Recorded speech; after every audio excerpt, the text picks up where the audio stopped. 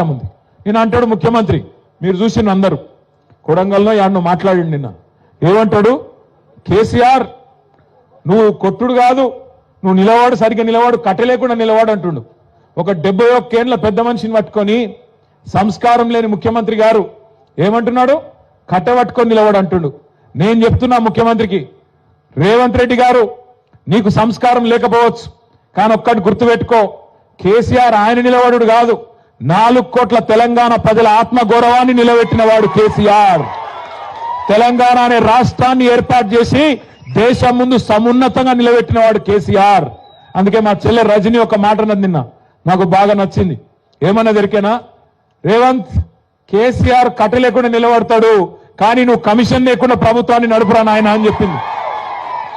Commission తీసుకోకుండా ప్రభుత్వాన్ని నడుపు దమ్ముంటే ఆయన కట్ట లేకుండా కాదు మంచిగా నిలబడతాడు. ఆయన కొడితే ఎట్లుంటుందో నువ్వు కాదు, నీ పాత గురువు గారిని అడుగు, చెప్తాడు కొడితే ఎట్లుంటుందో. నీ ఇప్పుడు గురువుని అడుగు, నీ గురువుని అడుగు, రాహుల్ గాంధీ వాళ్ళ అమ్మని అడుగు, చెప్తుంది ఎట్లా ఢిల్లీ మెడలు వంచి తెలంగాణ తెచ్చిండో కేసీఆర్ కొడితే ఎట్లుంటుందో ఆ దెబ్బ తిన్నోళ్ళని అడుగు, తెలుస్తుంది.